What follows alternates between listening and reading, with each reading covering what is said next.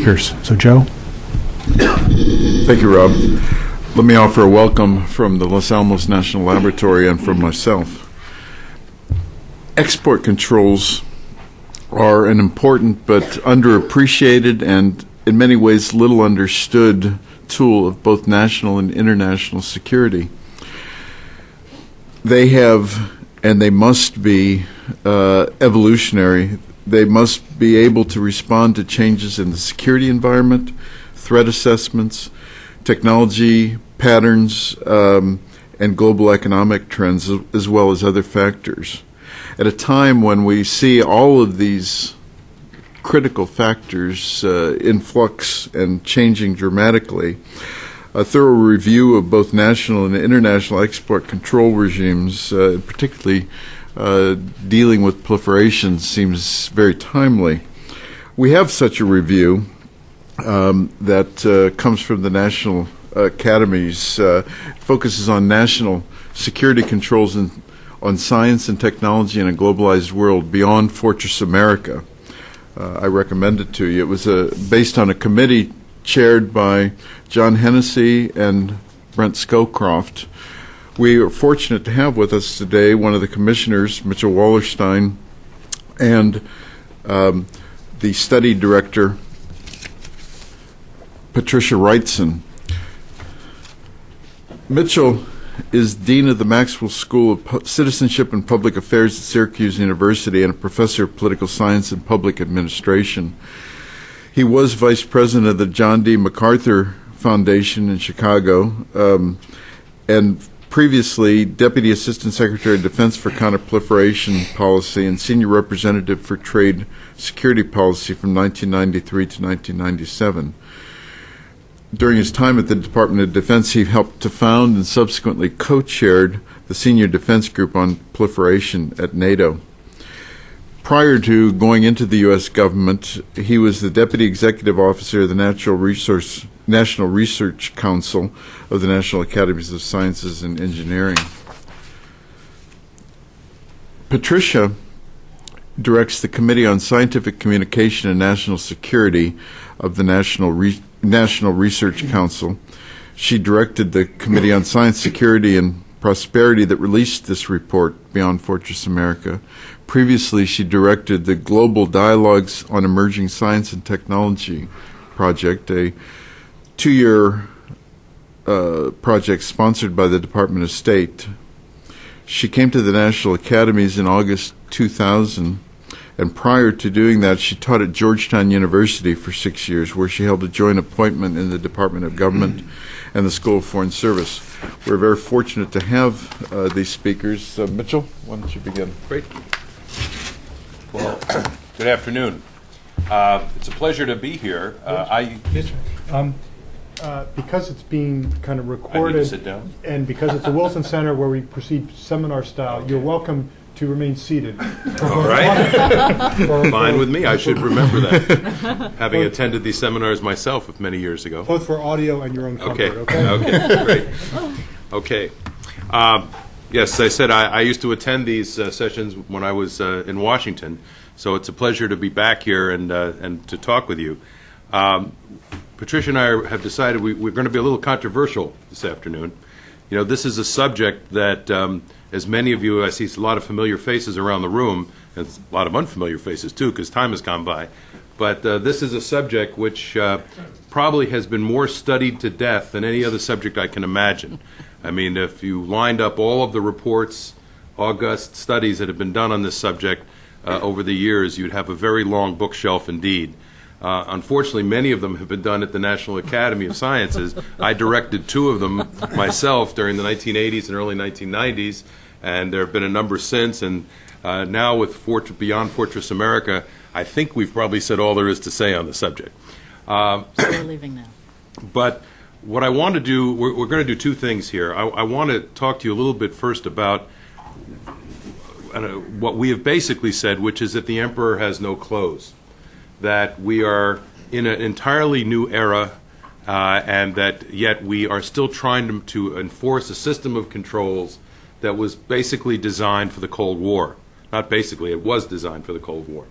And that rather than continuing to tinker at the margins, we need to get ourselves into the 21st century from the policy standpoint and take a serious look at the problem and do something about it. But the other problem we've had is that both ends of Pennsylvania Avenue have basically been in gridlock on this issue for about a decade. The Export Administration Act, as many of you will know, has not been enforced, I think, for 11 years now. The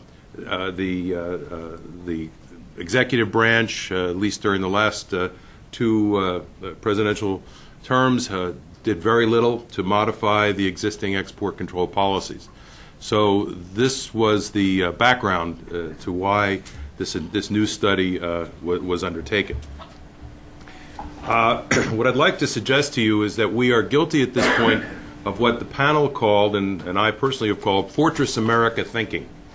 Fortress America thinking is characterized by a view that the United States is the primary source of most military useful scientific ideas and products, and that we can continue to deny technology to potential adversaries without suffering substantial costs to our economy and, frankly, to our national security.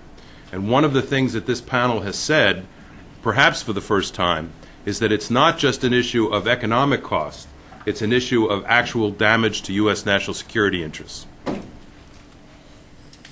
As I indicated, many things have now changed dramatically since the days when these controls were first put in place under the old COCOM regime, the Coordinating Committee on Multilateral Export Controls, which was established early in the Cold War years. And this graphic suggests to you that difference. These controls were designed for a bipolar era, it's mutually stable deterrence, where we had to deny the Soviets and their allies access to technology because we were engaged in a strategy of running faster, of fielding qualitatively superior military systems because we did not wish to match the Warsaw Pact troop strength, man for man and weapon for weapon. Today we live in a world that is obviously a multipolar world where both politically and economically we have a highly distributed system.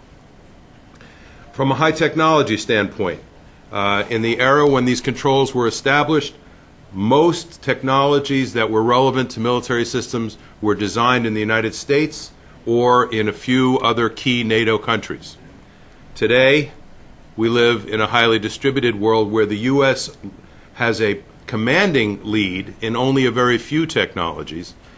We still are very good at many technologies, but we share that capability with many countries around the world, and many of the places where these technologies are also produced do not share our view of the need for export controls.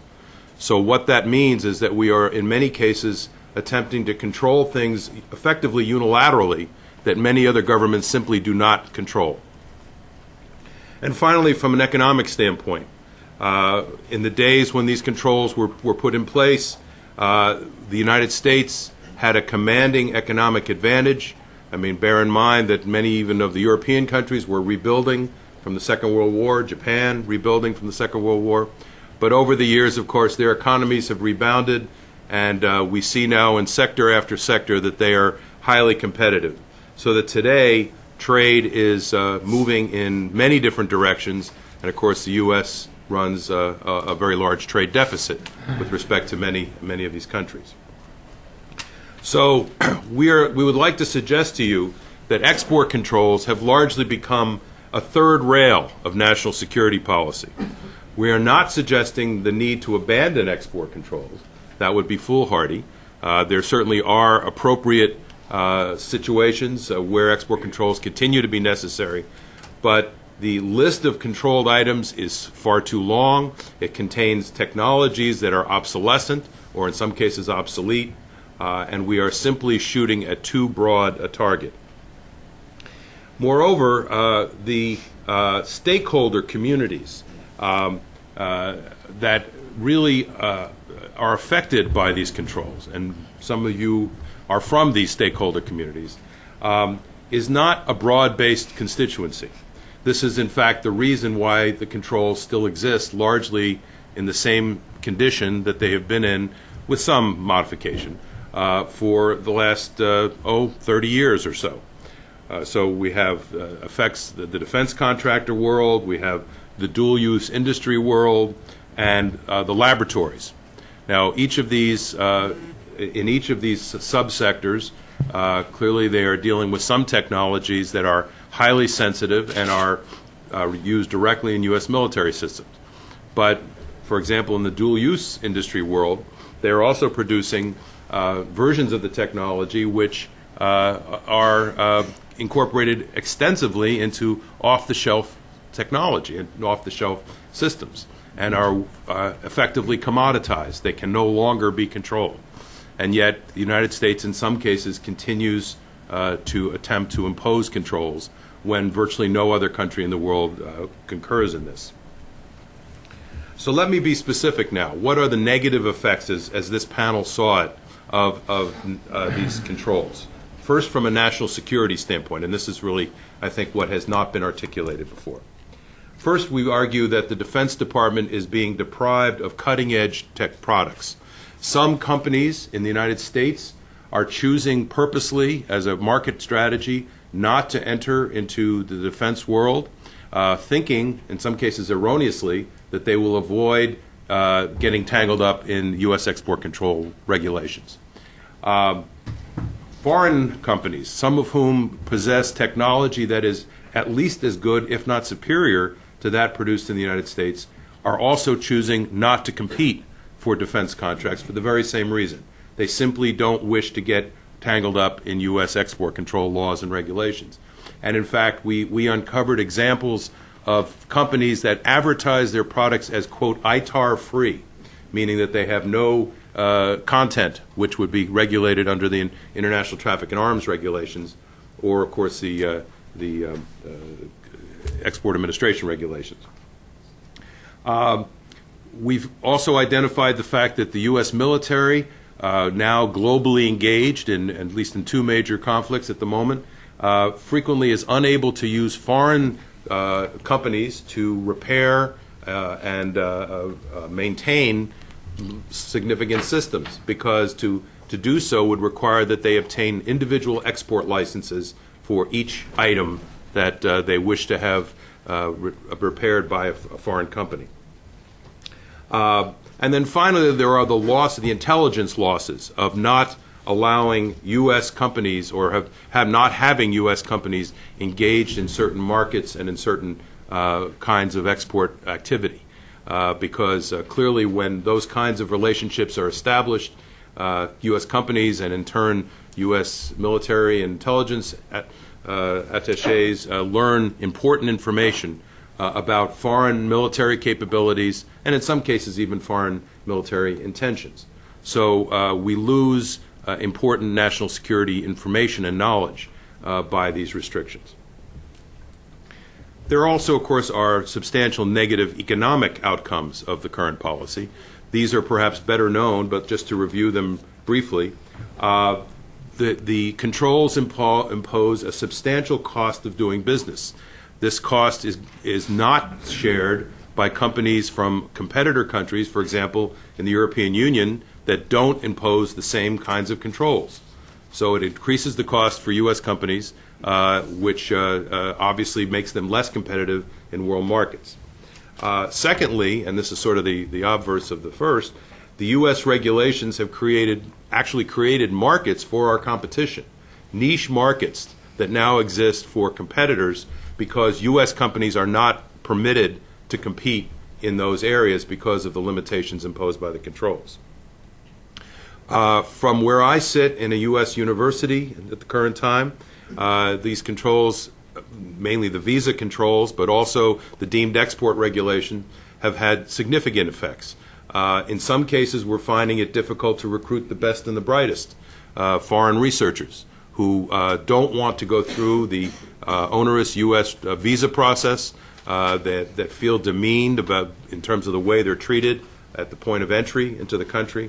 And if we start systematically losing the foreign workforce that has driven our science and technology base for all these years, we are in very serious trouble indeed. And the academies have issued another important report, Beyond the Gathering Storm, overcoming Rising above. Thank you, the gathering storm, which speaks in part to this issue. And then finally, the fact that U.S. companies are forced, because of the deemed export rules, to compartmentalize information, meaning that they cannot allow foreign workers to have access to certain data, certain information, both at foreign facilities and at U.S. facilities where they're employed, also damages their competitive position. So that's the background. We, as I said, feel that the committee felt, and I think both of us feel, that the time has come to get serious about these issues. I'm now going to turn it over to my colleague, Patricia Wrightson, who will discuss the actual findings and recommendations of the report itself. Good afternoon, everyone. I'm delighted to be here, and we both thank all of you for coming out in this really crummy weather. Can you hear me okay, or is that better? Yeah, thanks. Okay. As Mitch said, the National Academies have been concerned about this issue for literally over at least a generation. And in 2005, they established the Committee on Scientific Communication and National Security, and the first co-chairs were David Baltimore and Bob Gates. And the main reason I mention this is because of Bob Gates. And at our very first meeting, and I don't know if Mitch remembers, but I do, Bob Gates sat there and said the system is broken. And that became really the touchstone for this study. And as you can see from the list, I'm not going to discuss it because we really want to have time for Q&A.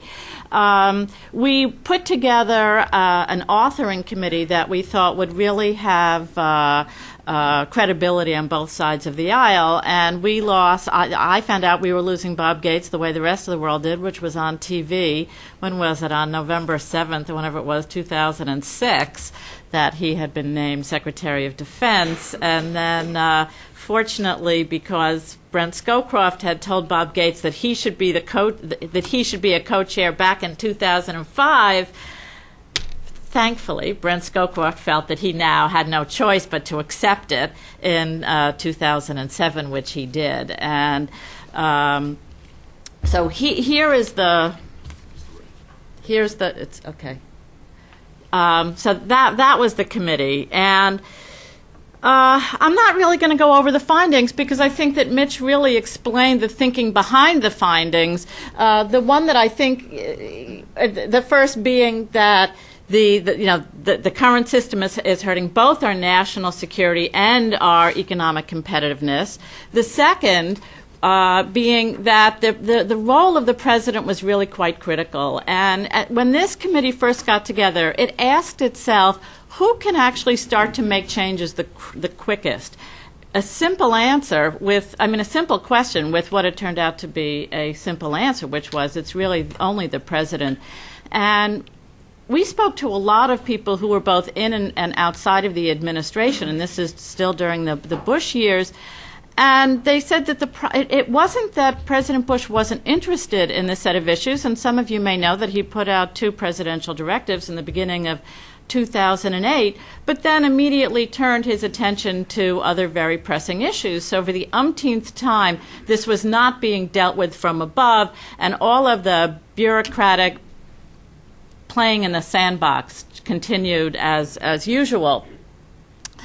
The third, that U.S. national security and economic prosperity depend on full global engagement. This is really turning on its head some of the assumptions that we have had about ourselves and also about the rest of the world, certainly during the Cold War.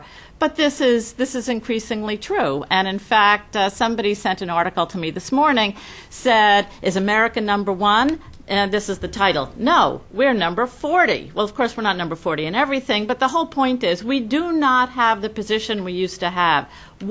How do you proceed given that reality? And the fourth is we are not saying that the suggestions that we had will solve all problems. This is not a risk-free solution, but zero risk tolerance is an impossible position to take, and that the costs of such a policy way outweigh the benefits. And so we want to say that we think that this a more transparent, consistent, and efficient system would certainly mitigate the risks, but they would not eliminate them altogether. So we actually had 3 recommendations, but there were so many subsets that I'm going to cherry pick what I think this group is actually the most interested in. The first one being that to restructure the export control reform. Well, that's a pretty big one, but that was the whole point. What we were saying was you cannot do incremental changes anymore. So not only must change come from the president, but also the entire system itself needs restructuring. And what was kind of interesting is this seems to be something that really had legs, which, I mean, I think it's probably pretty apparent to most, if not all of you. And yet I think that this was new news to many people. So and all of the other recommendations that we had were basically a subset of how one could start to change the entire system. And as I said before, the committee decided that the simplest and most productive route would be via the president. And the committee so the whole point of these recommendations were near-process changes that would require no statutory modifications and yet could yield significant benefits. Now, not everybody agrees that our recommendations can all be dealt with at the level of a presidential directive. But that is how we went forward, and actually, I think that in the end, that was that really was the right way to go. As part of the change that we're looking for, start to apply sunset requirements to all items on export control lists. And although the report itself talked about unilateral first, we really meant all items, and this does include ITAR. Another recommendation, and this is one of the very innovative pieces, I think, of the committee's recommendations, was to establish what we called basically a one-stop shop that would be an independent intake center for all export control licenses. And the committee discussed long and hard where this ought to sit, and came up, and this was the best solution, but not the happiest, which is the National Security Council. The flip side, and this one-stop shop, this export coordinating control center, would take in all applications and then feed out to either Commerce or State where they thought this application ought to be read and deliberated upon. And then this same coordinating center would then go back to the applicant and say whether or not their application had been accepted or denied. So we felt that this kind of system needs an appeal system that is open to everybody, which means the applicant as well as Departments of State, Defense, and Commerce. And we felt that this should be as transparent as possible, understanding that there would be times when this appeals panel would have to sit under national security controls. And we thought that this appeals panel should also sit under the National Security Council. You might note that the United States is the only government in the world that has multiple agencies of government that review export licenses. In virtually every other country that I'm aware of, there's a single agency that serves for intake and licensing. Right. So this is one of the reasons for this recommendation. That's right. That's right. Thanks. Then we suggested maintaining the fundamental research exemption, which most of you, I think, are familiar with, which is unless the information is classified, that fundamental research should remain open. And this was actually codified during the Reagan administration in 1985 as NSDD 189.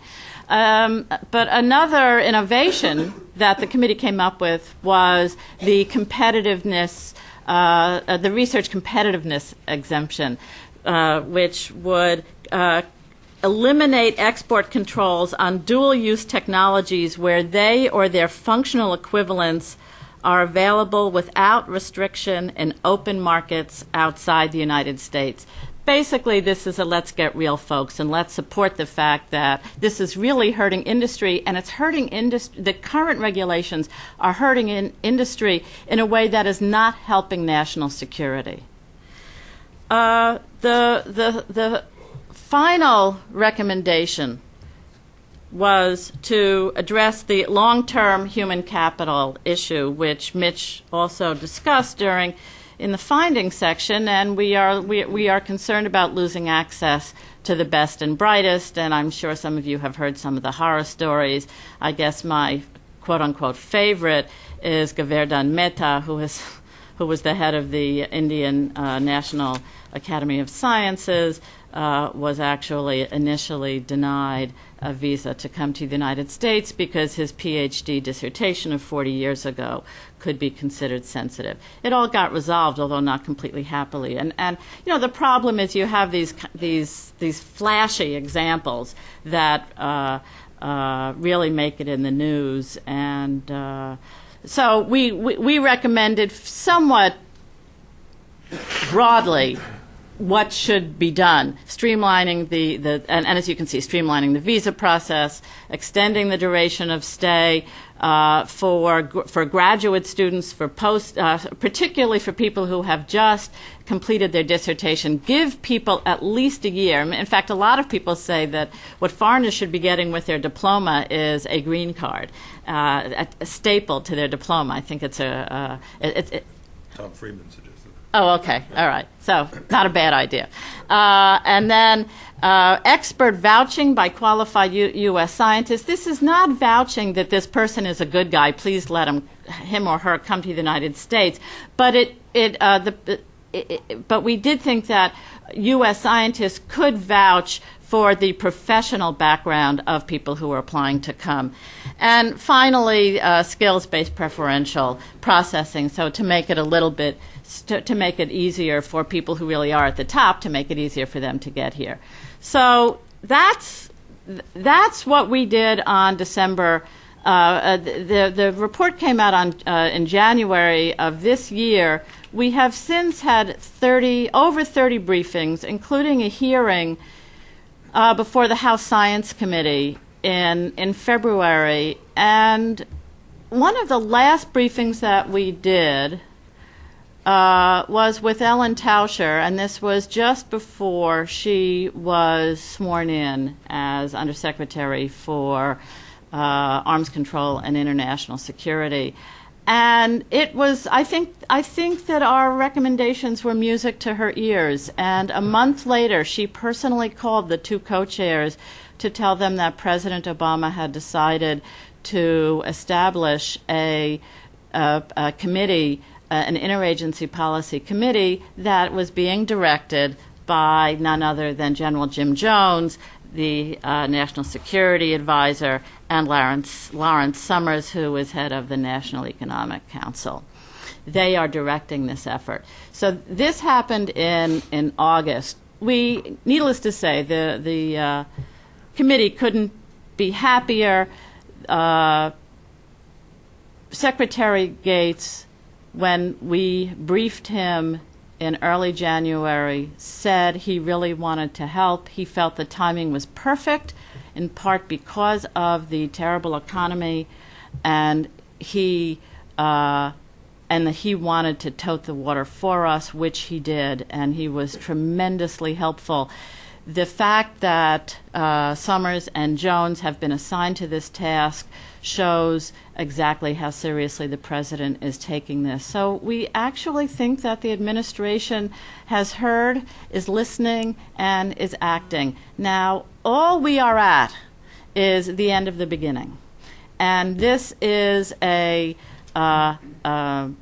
whole new process, and I've put up, I was able to speak to a staff member at the National Security Council yesterday to find out what's going on, and he said actually the first meeting of the deputy secretaries of several of the departments was meeting today for the first time. And so there's a long way to go, and he really could not get very specific on what the short, medium, and long-term issues were. But I was heartened when he said that what they want to do is actually expedite all the short-term stuff so that they can actually consider the larger and fundamental changes to the system. I think this is a good approach, and the question is, where do we all go from here? And with that, I think I'll end and see what kind of questions you might have for Mitch and me. Thank you. Let's thank them. Okay, we have a lot on the table and not much time, but please, let's begin. And please identify yourself and your institution when you ask your question.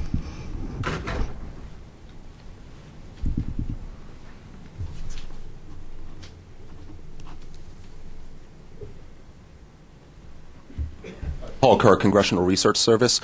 I have two comments and a question about the report. I have to say, when I read the report, it was a pre-publication copy last spring, so maybe some of this has been corrected. I have to say I was struck by a number of errors in the report, and frankly, a pretty serious lack of evidence for a lot of the claims that are being made. And the question, and essentially, there are, if memory serves, there are no figures suggesting what percentage, for example, of GDP the United States has been losing because of export controls. There's also no discussion of specific security threats that the United States won't be able to face as a consequence of export controls. So I think, unless that report has changed radically, I think those are two pretty serious weaknesses. I'd also suggest to you that, and if you address this at the beginning of your presentation, I apologize because I came in a little late, but the characterization the report makes of the current export control system as being a product of the Cold War is, at least when it comes to the multilateral export control regimes, is simply inaccurate. It's not true for the Wassenaar regime, it's not true for the MTCR, it's not true for the Australia Group, it's not true for the Nuclear Suppliers Group either. Those regimes were not directed at the Soviet Union, and they are directed at sort of modern proliferation problems, and the United States has been supportive of all of them.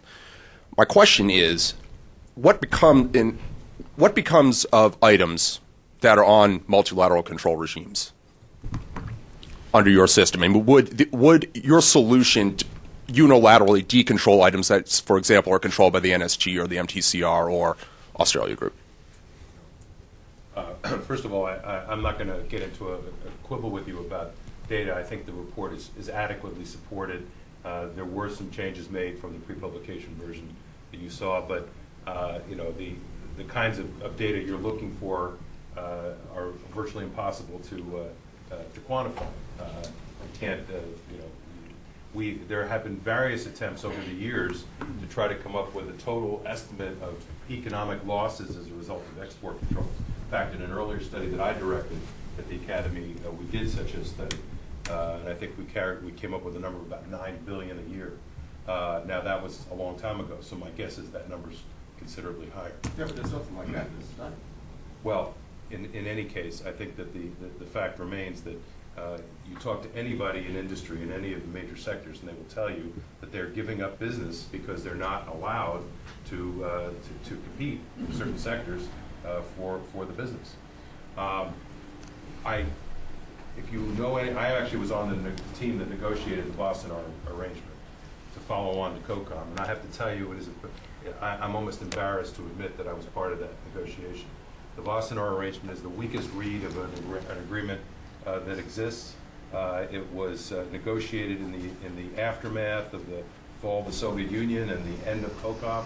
The French and the Russians in particular were absolutely hard over that they were not going to agree to any kind of pre-export consultation, much less, of course, the export denial arrangements that existed under COCOM.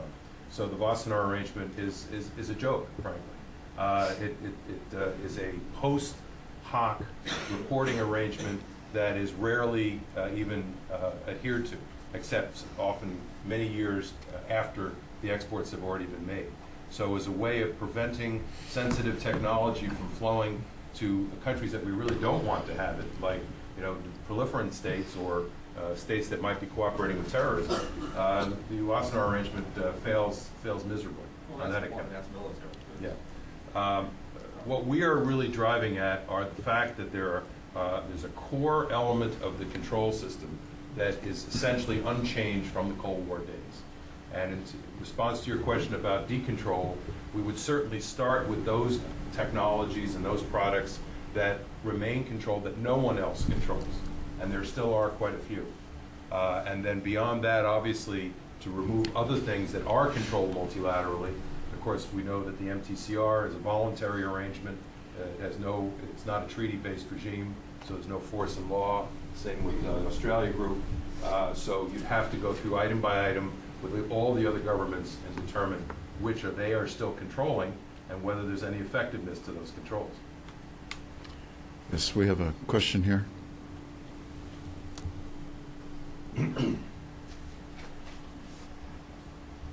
Hi, Jeff Aramson with the Arms Control Association. My questions might have been similar to Paul's, but I guess I'll change it a little bit in what your vision of the world looks like moving forward. If it's a more sharing world, and a decontrolled world I might use, but that might be a word you use.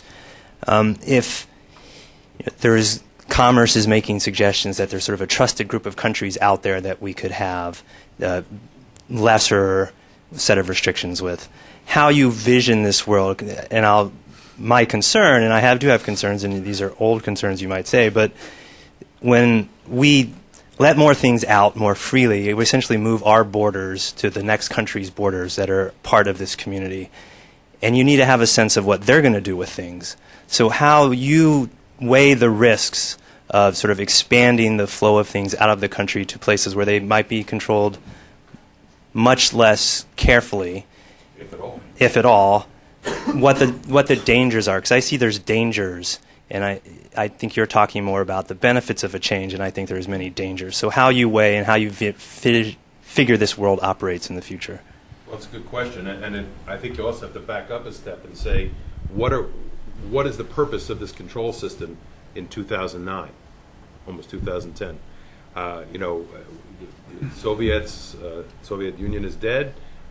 President Obama restated at the summit not that long ago that Russia is not an enemy, so the control system is not supposedly directed any longer at the Russian Federation. So who is it directed at? Well, it's probably directed certainly at the states of proliferation concern. It would be directed at any other state that was thought to be cooperating with non-state actors in acquiring, although much of the technology that's controlled would be useless to a terrorist group because they don't have the infrastructure and the R&D capability to make use of it. And you might argue it's also directed at China, although we're not very precise about that. Our government is not very precise about that. But certainly if you go back to what happened with the satellite cases and the Cox Commission back in the earlier in this decade, you can argue that, yes, we still maintain controls on China, and that there are some things we don't want the Chinese to have. And I can buy that. But you have to have, I think, a much more highly refined focus as to what you're trying to control and to whom before you can answer this other question you've posed. But the reality is that if we are controlling things that are effectively uncontrolled within the European Union, for example, where there are, of course, within the borders of the European Union, things move freely anyway, what are we accomplishing? We know that things disappear into the European Union. They're incorporated into systems manufactured by European companies and re-export. We have no control over that. So I think that what we are arguing for, and Patricia may want to comment on this as well, is a rational system based on the reality of what can actually be controlled and to whom. Why don't we keep going, Okay. because there's so many questions, and I'm sure it'll come up. No, one done, yeah. Joe Hogler, University of Kent at Canterbury, and Rand Corporation adjunct staff. Just to kind of continue on the thread of things disappearing into the EU, as an example of the ineffectiveness, I guess, is the point you're trying to make of U.S. export controls. I'm wondering if you did consider things like EC Regulation 1334 that does harmonize the EU and its observers and aspirants to a very similar type of arrangement that incorporates, for example, the control list from all 5 of the export control regimes. And what factor did you consider that as being if we were to remove our export controls and that was still to exist? Wouldn't it still be the same? And then just to follow up on that, do you see your recommendations as making a major piece of the UNSCR 1540 irrelevant? Yes. I'm going to take a few questions. Yes, right here.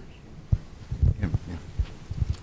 Hi, Matthew Kranig, Georgetown University, and I had a question about the economic exemption or economic competitiveness exemption. And you said it was the Get Real folks' reform, and that if there are technologies that are freely available in the international marketplace, then the United States shouldn't be restricted from trading in those. But there are arguably technologies that are useful for uranium enrichment, for example, that are arguably internationally available. So I wanted to hear a little bit more about how you define internationally available, where you draw the line. I don't think anybody would argue the United States should be trading uranium enrichment technologies to Syria, for example. Yeah, well, why don't you go ahead. Okay. The answer to the first one is kind of easy and probably not the one you were looking for, which is when the committee convened, we talked a lot about multilateral, both in terms of findings and recommendations, and the decision was not to touch it because the president could not make any kind of decision about the United States' role in multilateral regimes, and therefore the committee chose not to deal with the question of multilateral regimes directly. What I would have said before is that I think that there's a huge need to rethink multilateral regimes, and I would say the same thing as Mitch said about export controls. You need multilateral regimes, but you also need multilateral regimes that can actually work. And right now, the multilateral regimes do not work very well, particularly Wassenaar.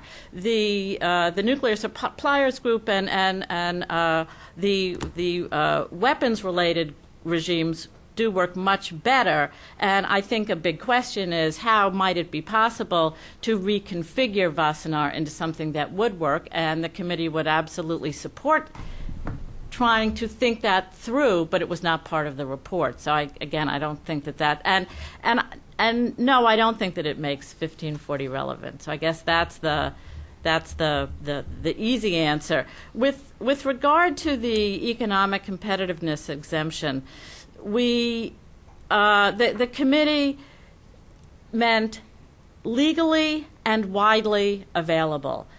What the committee absolutely has no interest in helping a race to the bottom. And so the notion of widely and legally available really is the starting point. And so I hope that answers your question about what do we mean by international. Do you have anything? Yes, we have a question up here.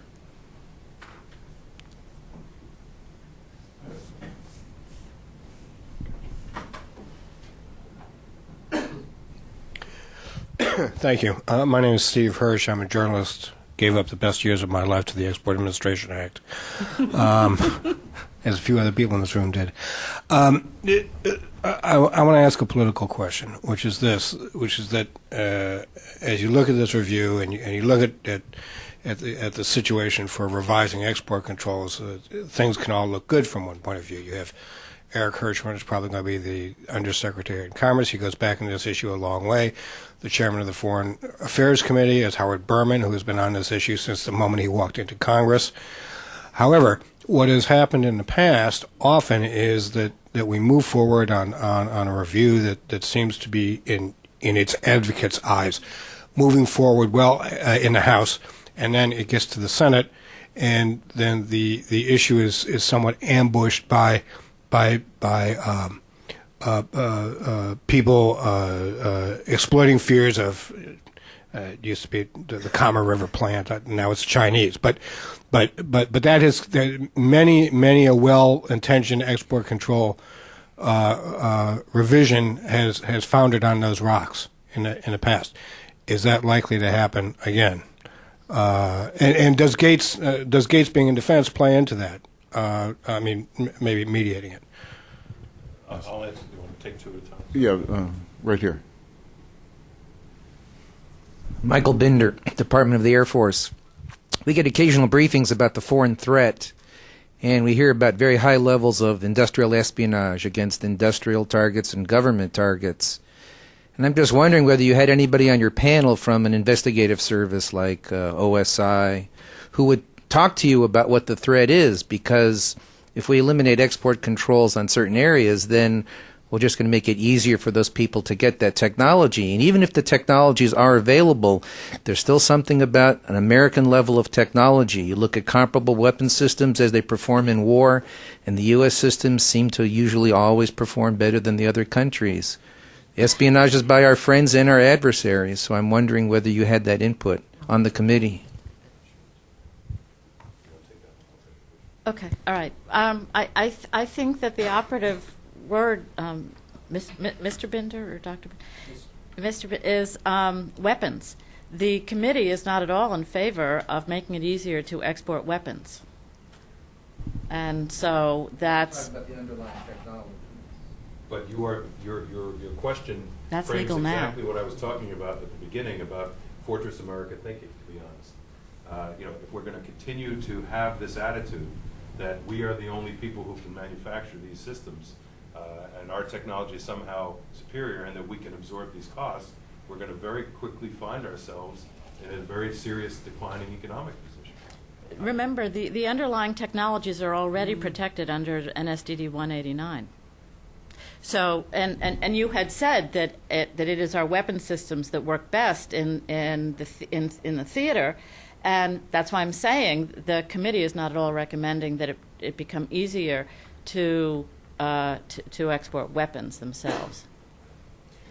As for the question about Congress, you're of course absolutely right, and this is the long sad history of, this is the reason there have been so many damn studies on this subject, because every time it gets to the Congress, you get caught in this crossfire of competing interests. Patricia didn't mention it explicitly, but the reason that the panel decided to recommend an executive solution rather than saying, Congress should do X, Y, and Z was for this very reason.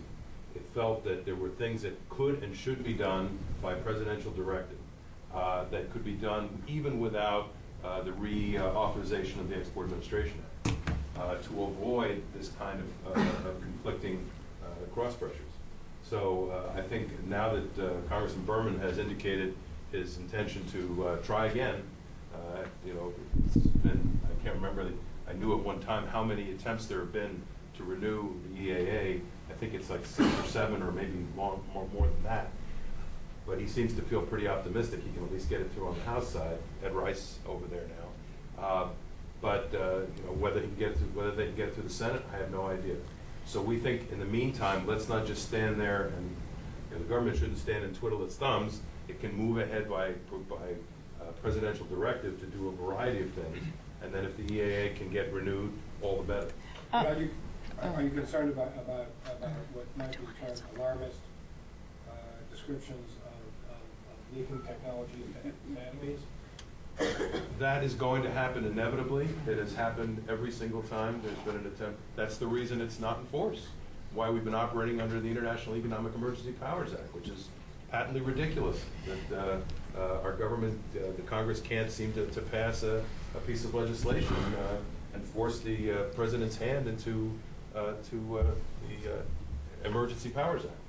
When I spoke to the NSC staffer yesterday, he said one of the things they're really trying to do differently this time is bring both Congress and industry in much sooner into this mix so that Congress is not feeling left out, so that industry and other stakeholders who have an interest in these issues really can get involved. And I said, we want to help in any way we can, and he said, please stay tuned. And I mean, that's why, in fact, we asked the last question we do, because if this is going to happen, it's not going to happen because anybody wants to. This is not, there are too many downsides to this. The only way this is ever going to happen is if people feel that the economy is such that we are hurting our economy without helping our national security. And if that trade-off is really understood or accepted, I think that's when you have change. We, some committee members and I gave a briefing before staffers of the Senate Armed Services Committee, and one of them very honestly said, I got to tell you that members on at least one side of the aisle refuse to believe that we are that we have lost superiority in some areas in R&D.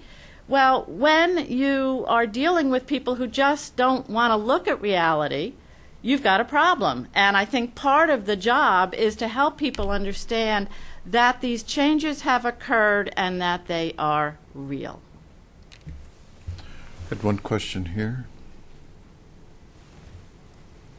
Victor Stone from the Department of Justice. I've been familiar with many systems, some not in this particular area, where a system of administrative regulation gets more and more complicated to the point where it gets a little bit outmoded because there are so many regulations and some of them are cross-cutting. And there's often a suggestion that we can modernize it by making it a little more flexible and getting rid of some of those many rules, which is what you're suggesting. But what that, it seems to me, means, and what I guess I'm hearing is, by making it a little more flexible, that sort of guarantees that the unhappy stakeholder from whichever side is going to utilize your appeal mechanism in all the tough cases. The easy cases are easy. Any case that's hard or where there is a big economic impact, they're going to want to utilize that appeal mechanism. So it seems to me the question is, in order for anybody to be comfortable with your scheme, they're going to want to know more about who is that appeal board. Does it go to the president, and is it political? Does it go to Larry Summers because it's economical? Is it the NSC? Who is going to make that final decision, since the rules are going to be a little more flexible? It seems to me you're going to have all the cases going there, so everybody's going to know that. I just wanted to piggyback on that question because one had the experience in the mid-'90s of commodity jurisdiction reform, which was supposed to have sorted some of that out. And as someone who worked at the NSC with Mitch on the export control issues, I just wonder about this kind of NSC-based commission, because the NSC is so small that staff turns over. The idea of getting it extensively into cases, is, may have unintended consequences. So I'd be interested, because I know Mitch go back into that era of did the commodity jurisdiction reform that was done just through executive order, essentially to try to kind of work this out, to deal with the tough cases and to try to limit that universe to the really hard cases, so that in the absence of some major reform that would end this two-headed system, sort of Iran-Iraq war of the U.S. government. But I'd be interested in kind of your perspective on that. Okay, we'll take one more before you guys get a chance. Thank you.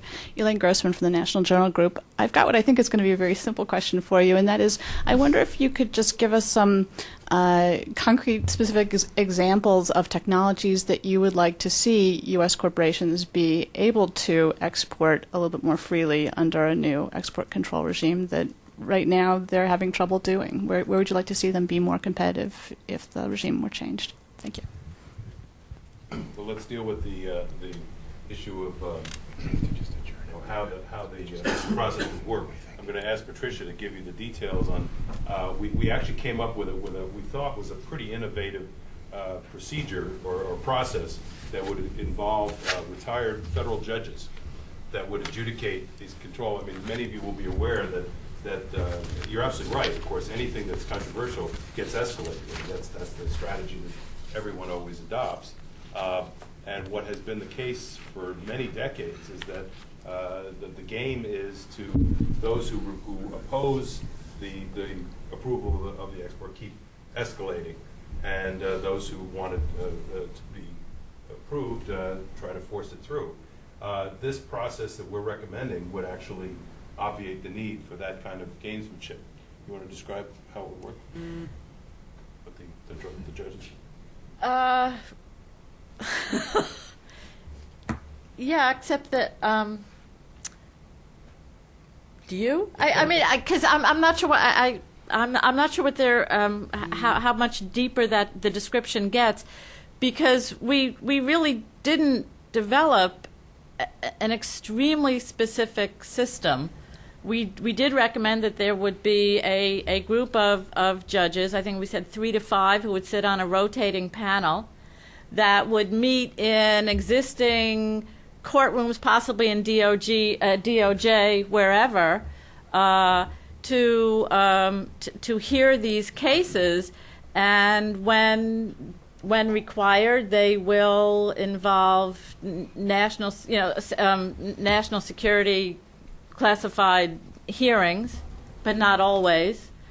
But you are right. I mean, this will definitely complicate the system. But our thought is that because it complicates the system, the number of cases are going to start to dwindle. I see you. I'm just very surprised. In other words, you're suggesting judges who are non-experts in economic or national security fields who come by their jobs by way of political appointments. I think that's going to be a real problem. One-time sitting judges. I mean, we're not talking about elected judges. I know that. Yeah. I know.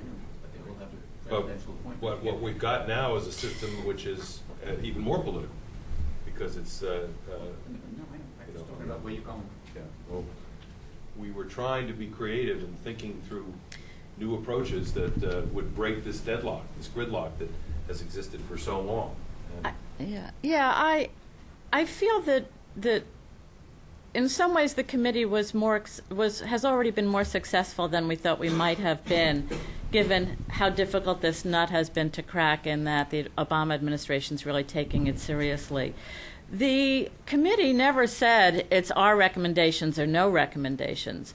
I think that in recommending such innovative possibilities, it actually helped some people in government say, we better really get a handle on this, because this train needs to be controlled. So the innovation, I think, in the end may have mattered more than some of the specific recommendations themselves, because what it's doing is it's getting the people in government who need to address the issue and say that fundamental reform is required to actually start to go down that path. Whether or not these specific recommendations are actually codified, I don't think anyone can say. Sure.